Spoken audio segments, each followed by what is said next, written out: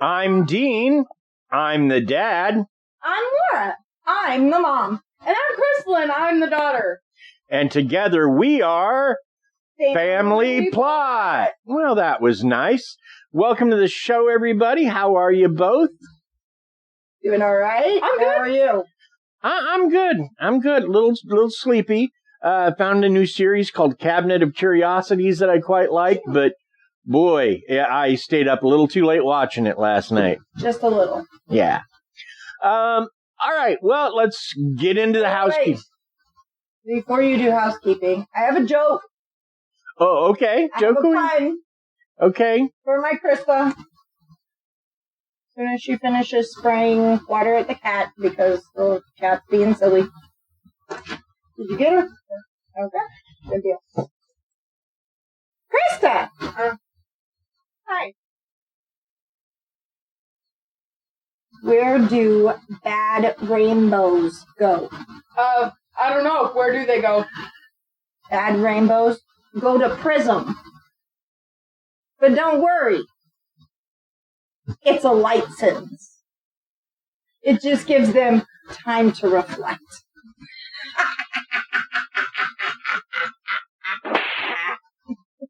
We'll find the witch, baby blood, huh? Did you slap? Yes, I slapped. He slapped me? Wow. I prefer claps. Thank you very much. Wow. Wow. I see how it is. Wow. All right, then. Okay. All right. And after that slap, I'm going to throw in the goofy woohoo.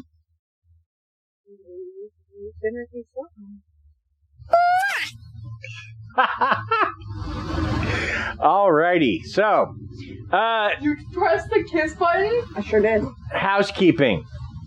Thank you for the kiss, sweetheart. Keep your house. Go ahead. First and foremost, Patreon. Right now, it's still just a $1 or $3 a month donation. If you can do a monthly donation, every little bit helps. We greatly appreciate it. Also, now that I have my computer set up, there will be Patreon episodes. There will be updated episodes without ads. So just expect that. Follow along. Yes. Also, there's Buy Me a Coffee. If you just want to do a one-time donation of $1 or $2, you can do that through Buy Me a Coffee. If the one thing everybody can do, whether you have, money or not, is if you enjoy the show, please share it with your friends and on social media. If you don't enjoy the show, please keep it to yourself. Thank you, ladies. You are such a pleasure to work with. Uh-huh. Mr. I slapped. I thought it was funny. I do a lot of stuff because I think it's funny. Technically, our podcast does have a comedy bit to it. It does.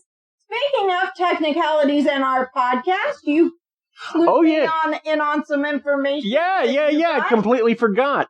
This morning we got an email from Good Pods. Apparently they just did a ranking of all their pods like Lifetime, and we are top 50 Lifetime on the history side of Good Pods. So thanks for listening and getting us there. That was very nice. Thanks for listening, guys. So, today we go back in time to visit 16th century India, specifically the state of Rajasthan, to discuss the Bhangarh Fort, its history, its legends, and its hauntings in this Give me some Vindaloo. I'm ready to learn episode of the Family Plot Podcast. But first, Krista has a corner.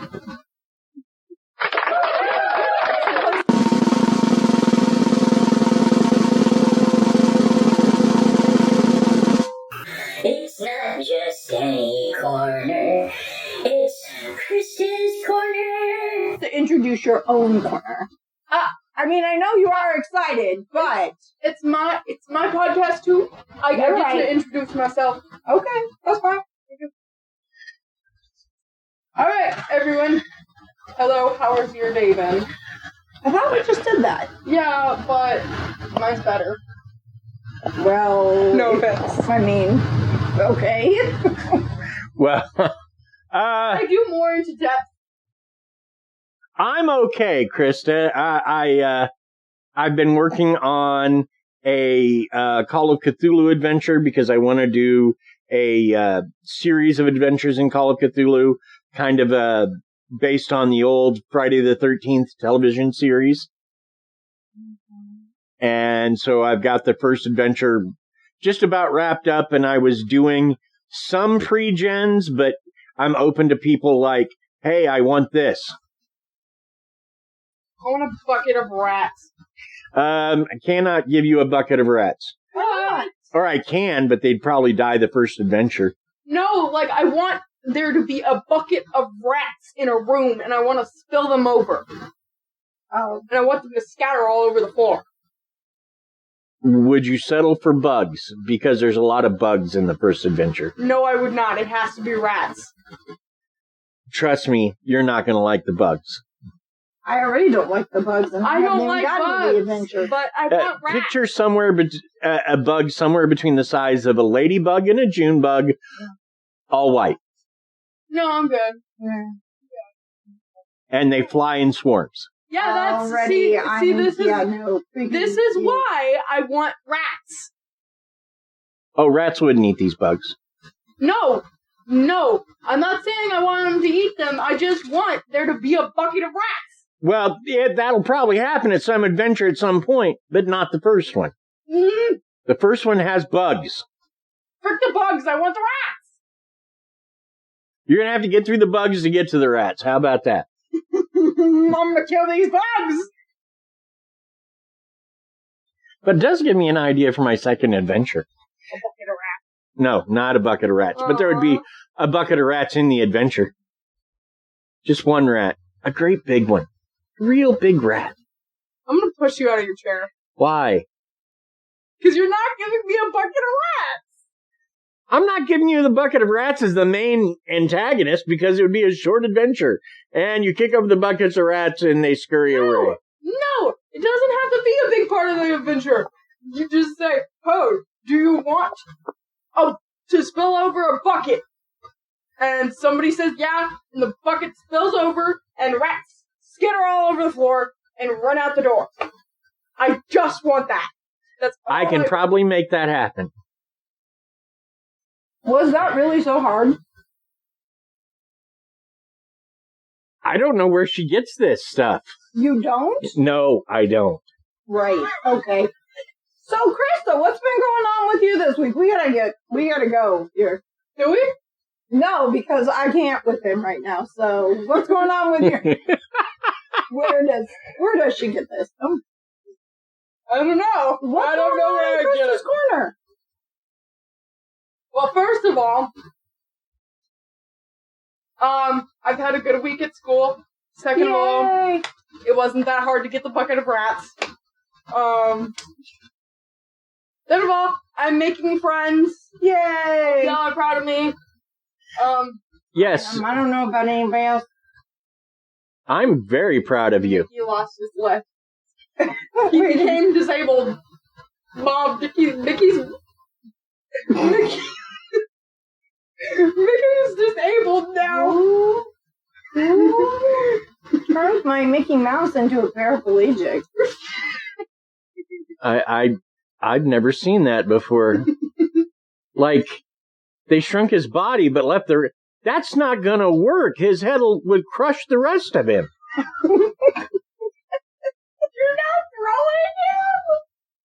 Apparently. I mean, he doesn't have any legs anymore. He's got to learn to get around somehow. Flying seems optimal. Alright, anyway. Uh-huh. So you have made some friends. I have made I'm many friends. so proud of you. I'm proud of myself as well. You just had to get out there. You just had to go out and be Krista and let some other people see how wonderful you are. And you are wonderful. And you are wonderful. Some ways almost as wonderful as your mom. In other ways, you're too much like your dad. There's no such thing. Your daddy's wonderful. I can't do what the rats. You got your bucket of rats. Can we move on to your corner? I'm moving on to my corner. I just like bringing out the rats. The rats are going to be my favorite part of that adventure, and you know it. Okay, sure.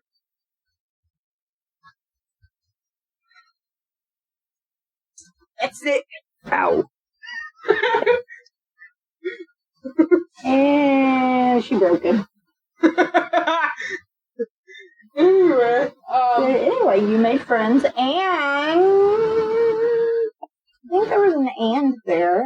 there is an and there. And I have a crush on one of them. Very nice.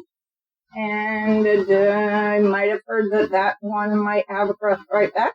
Yeah, that one has a crush right back. Very nice. Very cool. Now we're going to make sure they're not a crazy person that bugs you, right? Yeah. Yes. Don't bring them up! Too late. Jack. Ah. I didn't mention anyone by name. Yeah, kind of. I mean, their name was Bug. You just said Bugs, yeah. Coincidence. Complete A winky donk. coincidence. Is it really a winky donk? Or that? Sorta. Mostly. Kinda. No, a little bit. So you have a crush. You make friends. Yeah. What else? She's doing well in most of her classes except for ELA because she keeps not turning in assignments. Hey. No. You don't believe me. I haven't told Mom yet. Doesn't she? Well, next time tell me not to say anything. Ooh. Otherwise, I assume she knows. I assume Mom knows most things before I do. She has the email. I do know most things before you do, but I didn't see that email because I've been very busy. I've been having a stressful week. Oh yeah, you're teaching a class out in New York. The only thing I know about that is they really like Shake Your Euphemism by the Blue Man Group. It's actually out of Pittsburgh, not out of New York. Oh, I knew it was East Coastish. Yeah. Hey, you. Oh, get off for Klimt. Look, I used a Judas word. Jewish. I know, that's what I said. Oh, I thought you said Judas, and I was like, no, don't alienate every Jewish listener we have, please. No, Jewish. Jewish. You don't have to get all stressed out. It's okay. Well, I'm not happy about you getting behind. I am happy that you're working on trying to get caught up. And that's what's important. I have an 100 in drama now. I'm not. You have 100 in drama? Yeah. High five. That's how you know it was off. You want to know something funny? What? Me and Blue, like yesterday, both of us did the same exact thing. We were both just like,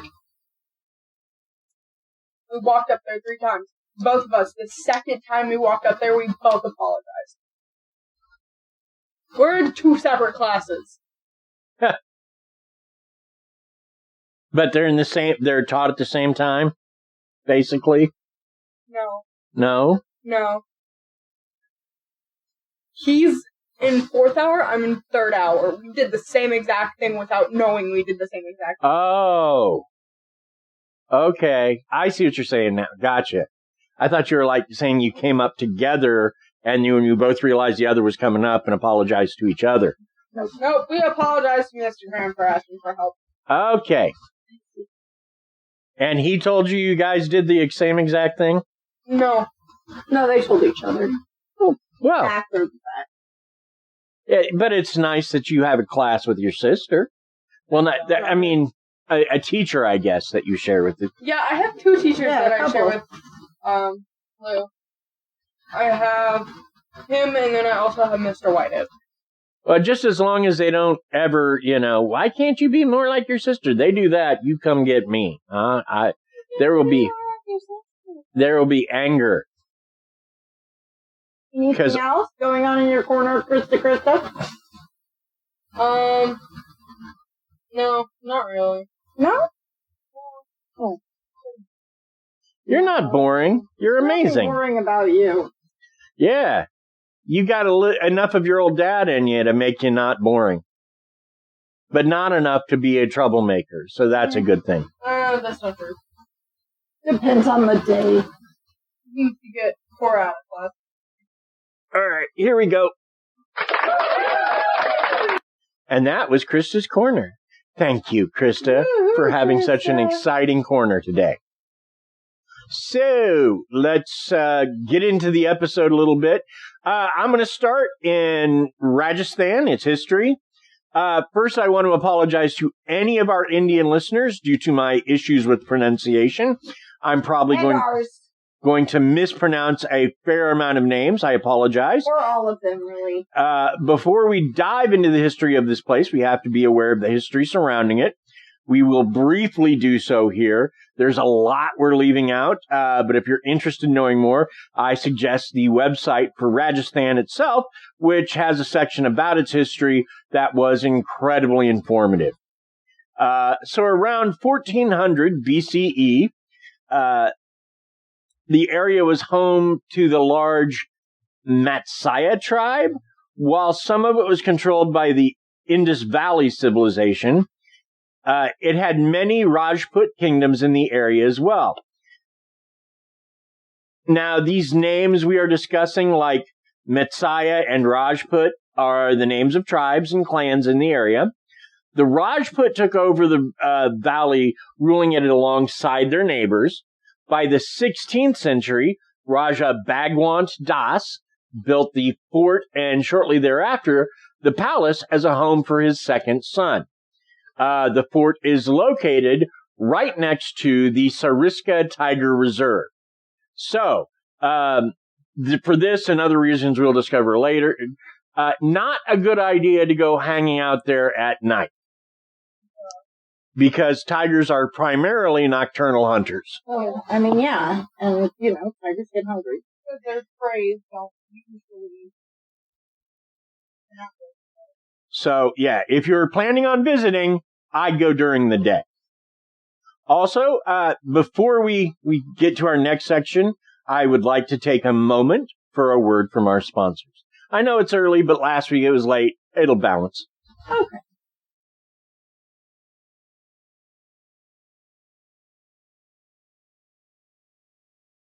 Hey, honey. Yes, dear. I feel sponsored. Yay! Sponsor. Yay! So, Madhouse Singh was the son of Raja Das, and he...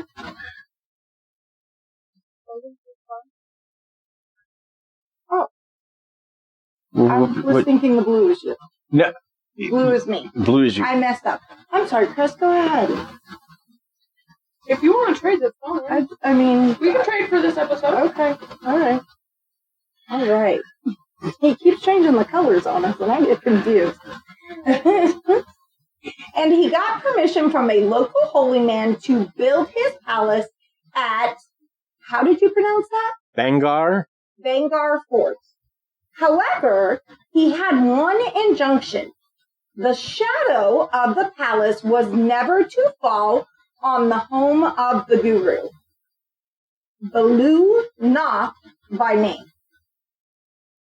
However, upon completion of the palace, its shadow did fall on the guru's home. This brought the curse to fruition. The city would not last, and any structure built there would crumble to ruin.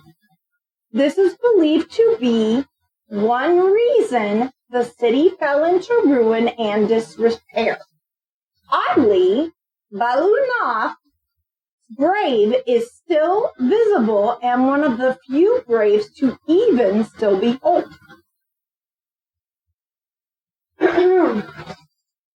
Another legend pertains Princess Ratnavati. Ratnavati. At 18, her beauty was unsurpassed, and men from all around India as well as from kingdoms even further away. Among the suitors was a sorcerer named... I think it's Singaya. Singaya? Hopefully. Singaya knew that he had no social is that right? Background. No social background or even wealth that made him a suitable suitor for the princess. But he had his black magic, You're fine, go ahead. Which he had felt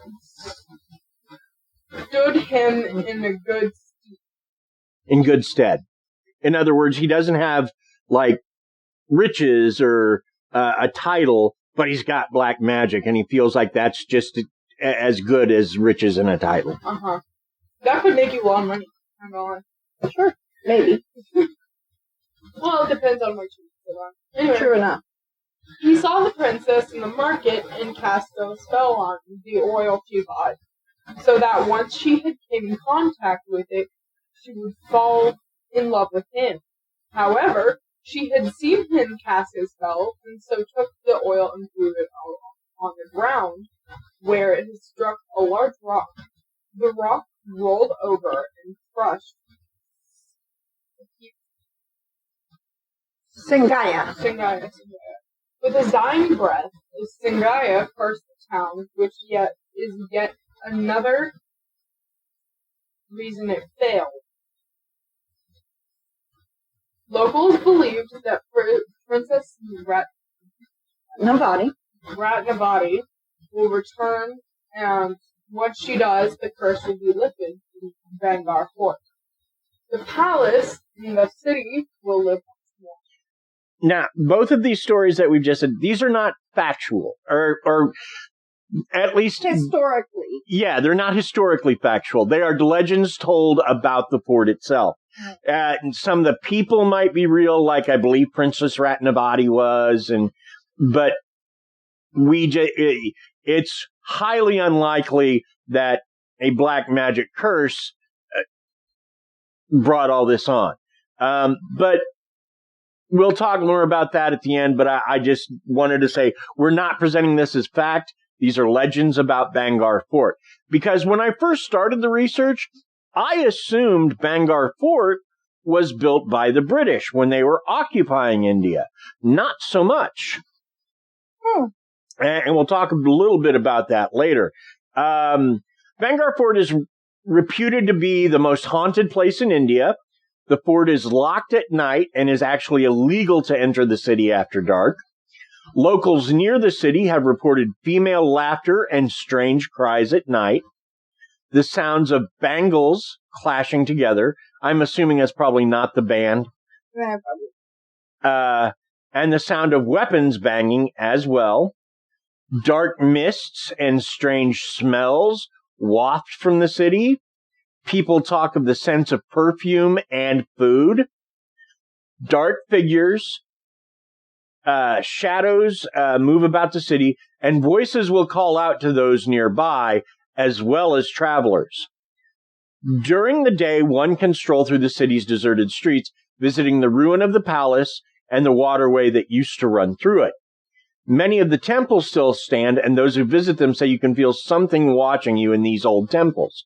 People have also seen full-bodied apparitions walking through the old market and shadow people here and there among the ruins. And I want you to notice something, because while there are Americans and Europeans going through this fort, it is a tourist destination. It is also, like most of these stories, come from the people that live nearby. Right. So like, I've never come across an American haunting where people smell like food or perfume. Like, I mean, once in a while, I guess, but this, I guess, is fairly common. It's like the city still lives at night somehow, kind of, which is a bit odd to me. Yeah. So, But it almost makes you wonder if there are maybe nomads or somebody who actually kind of come out of hiding and have almost like a nocturnal society, that they are living in this city when it's illegal to be living in this city. So during the day when there are tourists around, they hide out wherever, and then at night they come out and they're actually living their life in this city at night. I don't know. I mean, I could be totally off, obviously, but I mean, that just is one thought that could possibly be a thing. So the British at one point did make a temporary camp here, intending to reclaim the fort. In very short order, however, the British decided that it would cost too much to make it defensible, though many think it was actually the hauntings that drove them to other areas. And see, that one to me is, I don't know, it's kind of questionable. One, first of all, these reports have been going back hundreds of years. Mm-hmm. So they're the reports of the smells, and if there's a tribe living there, it's been living there a minute. Yeah. But the British have the Tower of London, and as we know from our episode just a couple weeks ago, that's a pretty scary place. Right. So, but I mean, I know people are different, but people raised on that sort of, this is possible and it's in your city. Right. Would they really be afraid of this stuff that's in this old jungle fort? That doesn't make necessarily a lot of sense to me, but at the same time, it's kind of the devil you don't know. Right. And it's one thing for the royals to go, oh, it's just Anne Boleyn walking headless again, because they live there, you know. Right. It's quite another for Joe Schmo soldier to, oh my God, there's a person carrying their own head walking around. Yeah. I'm going to scream and run around like a chicken with my head cut off. Run away. That's idiotic, honestly. But, so I just, and the thing is that I looked for as many connections to this as I could, because I don't want to do a 30-minute episode, you know, I never do. But the thing that got me about was there was nothing mentioned about the British. So I had to dig to find it, and I don't know how true it is. But I suspect if the British did move on because of the hauntings, it was because the people stationed there didn't care for them, not the British themselves, because the British themselves seem almost inured to hauntings. I mean, that's part of what the whole Doctor Who thing is. How do you figure? I mean, I guess, so I don't know, like, the whole fandom. I just know a little bit about a little bit, but... Just, you see a lot of, like... The British in Doctor Who are almost always presented as these very brave people tending to go towards mystery rather than away from it. Well, I mean, you have people like Sherlock Holmes in history. And... Well, Sherlock Holmes is not a real person. He's a fictional character, but he is definitely part of that British psyche. Now, like Robin Hood, right, based on someone real. We don't know much about the actual historical person. Sure. But definitely based on someone real. Arthur, too, it looks like, also very definitely based on someone real. Right. So, I mean, it's very much that stiff upper lip. And then, of course, Winston Churchill. I mean, that guy... Oh, Winston Churchill. But something about that legacy, like the moment when... Well, and, I mean,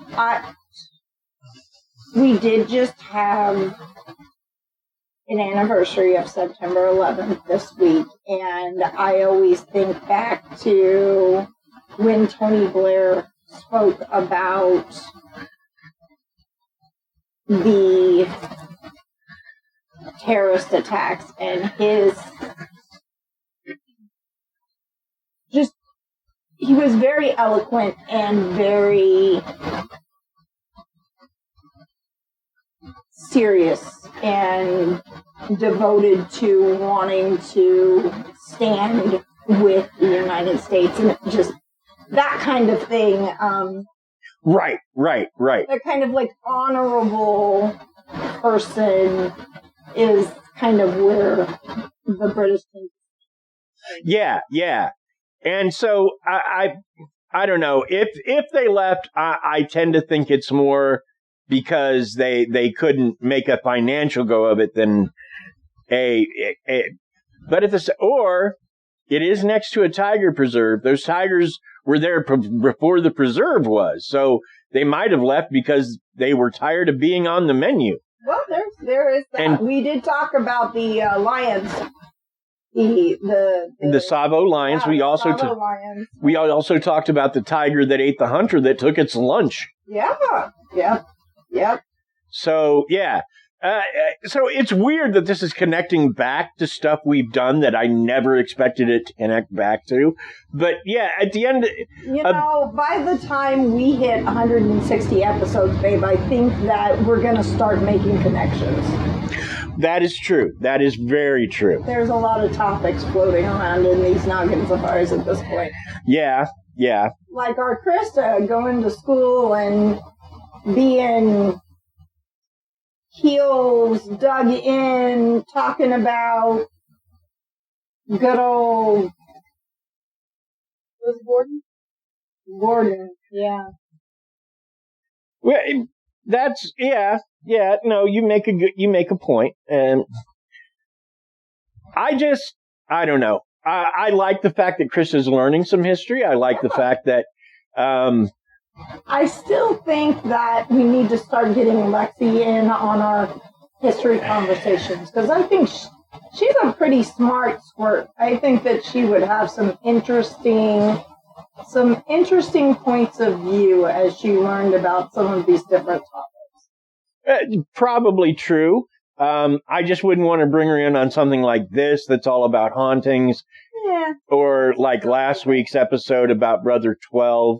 I mean, we do those episodes now because Krista's 14. A little bit older. Yeah. Yep. And while we will cover Jack the Ripper soon, even then it won't be an in-depth examination of the wounds or anything. We don't do that. That's not us. If you want that, there are true crime podcasts that do all of that. We're not them. But I do like that we talk a lot of history. And like, this is the first time we've gone to India in a podcast, so I'm kind of happy to have talked about it, even though I know I'm terribly mispronouncing their names. Yeah, probably. But that's okay. I should have reached out to our friend Danielle Borden. Well, she's married to Krys. Well, I mean, that's true. And he is of Indian descent, so he might be able to give me some clue on how to say some things. Yeah, probably. I'm not sure. But anyway. So, but overall, my final thought is that if I had unlimited money to go anywhere, I would definitely check this place out. As close to dusk as I could and still reasonably get back to the city before the tigers came out. Yeah, I'm good. I'm not a fan of giant spiders and snakes and yeah. So just... Where is this? Australia? No, this is in India. You're good? You don't want to go to India? No. Why not? I already don't want to go to Australia because of the spiders there. I don't want to go to India. Tigers eat your face. Well, okay, the spiders in The spiders in Australia, the worst one is the funnel web, and the funnel web isn't as dangerous as the black widow. From Missouri is my. Ugh, If you that kind of teacher. I can't. Because of Missouri. A lot of people. Unfortunately, but I don't understand it. There is a comedian named Emo Phillips, whom I used to love, but he had a bit he did about most states don't end in A, and then he ran like Alabama and Virginia and a few others, and then he says, and the last one he goes, and Missouri, and I'm just like, yeah. It's That's funny. enough intro notes for today. No, it is not funny. Anyway, so Krista, your final thoughts? I think I'm never going to India. But don't you want to see Princess Ratnavati? I'm sure she's cool. I'm not going. Okay. Han, your final thoughts? I don't know. I think that What are you doing, Krista? What? I think she's drawing. Oh, okay. I thought she was looking up something. Working on art. No. I'm drawing my finger. It's not I don't know. I still feel like there could be like a little group of people like living there. I don't know. And of course, I've never been to this place. I've never been anywhere near this place, so I could be totally out of my head. But I just like to think that there's some magical group of people living in there at night when all of the tourists go home.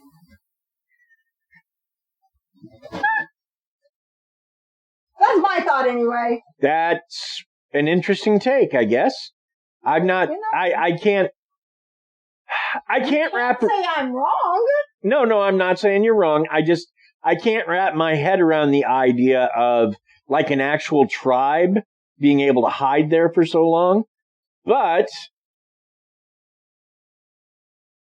I mean, if you believe that Lemp Castle or well, no, it's pronounced Lemp, I want to say, in Ireland, which is someplace else we've covered, has an elemental living there. Why couldn't this be like a ghostly tribe that's and we've talked about back rooms and all kinds of other things. Where does that stuff come out at? It could be. That could be. I mean, I could be totally out of my head, and that's fine, but we're talking about hauntings, so can't we talk about some of the possibilities that might be maybe a little out there, but there are other possibilities? Right. And the Indians have a very different way of looking at death, too. I mean, death is a stage thing for them. Like, there's parts to it. Mm-hmm. So, when I say a stage thing, it's not like they all have to go on stage. Excuse me.